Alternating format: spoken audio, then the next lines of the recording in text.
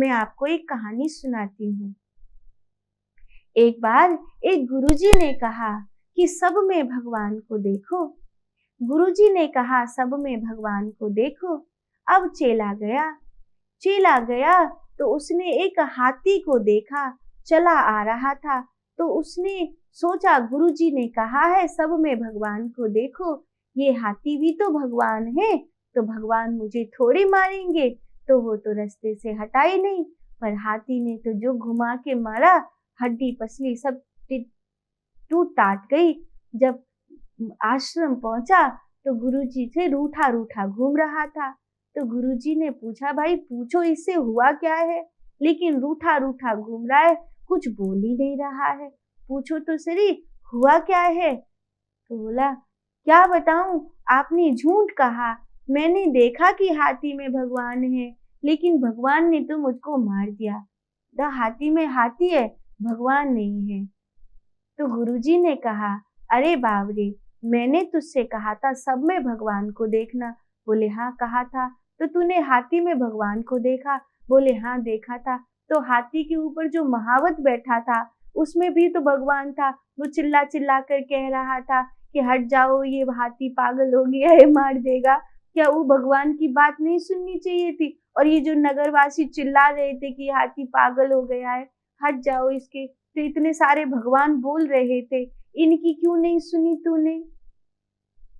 तो हम क्या करते हैं कि सब में भगवान को देखना है, लेकिन सब में भगवान को देखना है ये तो सच है, पर व्यवहार वैसा ही करना है जैसा जो अनुकूल है। अब जैसे बिजली है तो बिजली में भगवान है, बहुत अच्छी बात है, लेकिन वही बिजली जो आपको एसी में ठंडक देगी, हीटर में गरमाई देगी, अगर उसके तार को जाकर छू लोगे तो वो तुमको मार देगी। जो बिजली तुमको बचाने का काम कर रही थी, जिस बिजली से तुम्हें तुम्हारी रक्षा के कार्य हुए थे, तुम्हारी सुविधाओं के कार्य हुए थे, अगर तुम जाकर छू लोगे तो वही तुमको मार भी देगी। तो शैतान में भी भगवान है और भगवान में भी भगवान है, लेकिन शैतान के लिए शैतान के अनुरूप कार्य करना चाहिए और भगवान के लिए भगवान के अनुरूप कार्य करना चाहिए। औषधि भी वृक्ष है और विष भी वृक्ष है। जैसे एक बार अकबर तो मानता नहीं था हिंदू देवी देवताओं को, तो बीरबल ने जब तुलसी जी को प्रणाम किया तो अकबर बोला, तुम लोग भी क्या मूर्ख की तरह पेड़ पौधों की पूजा करते रहते हो। तो उसने तुलसी जी को उखाड़ कर फेंक दिया और हंसने लगा, ले तेरी माँ को उखाड़ कर फेंक दिया, अब तू क्या करेगा। बीरबल बुद्धिमान था, उसने देखा कि और तो कोई ऐसे में इससे जीत नहीं सकता। थोड़ी दूर जाकर उसने एक पेड़ को और साष्टांग प्रणाम किया। तो बोले, अब क्यों प्रणाम कर रहा है? तो उसने कहा कि ये भी हमारे लिए पूजनीय है, तो ये हमारे पिता की तरह पूजनीय है।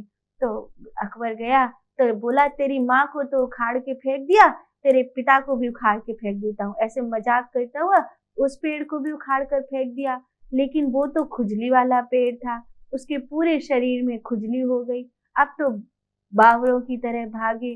तो उसने कहा, जाओ तुलसी जी के बगीचे में बैठ जाओ, ठीक हो जाओगे। तो वो जाकर बैठ गया, ठीक हो गया, तेरी माँ ने तो मुझको ठीक कर दिया। तो बीरबल ने कहा, सवाल ये नहीं है कि वो हमारी माँ है, सवाल ये है कि उसका तत्व हम सब के लिए, हमारे प्राणों को धारण करने के लिए जीवन ऊर्जा है।